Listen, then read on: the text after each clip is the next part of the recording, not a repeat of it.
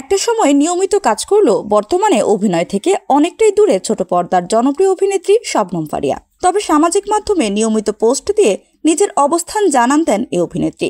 এমনকি সমসাময়িক নানা বিষয় নিয়ে স্ট্যাটাস দিতে দেখা যায় তাকে। নারী দিবসের পোস্টেও নারীদের নিরাপত্তা নিয়ে প্রশ্ন ছুড়ে দিলেন তিনি। শুক্রবার মধ্যরাতে ফারিয়া ফেসবুকে আরেকটি স্ট্যাটাস দেন, যেখানে ক্যাপশনে তিনি লিখেন, যেই দেশে সামাজিক যোগাযোগ মাধ্যমে ঢুকলে প্রতি রিফ্রেশে একটি করে ধর্ষণের সংবাদ, সেই দেশে আবার উইমেন্স ডে কি?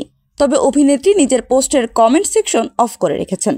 এতে করে অনুরাগীদের মন্তব্য দেখা যায়নি। প্রায় 2000-এর কাছাকাছি শেয়ার হয়েছে এই পোস্ট। ফারিয়াকে সর্বশেষ দেখা গেছে মোবারকনামা ওয়েব সিরিজে।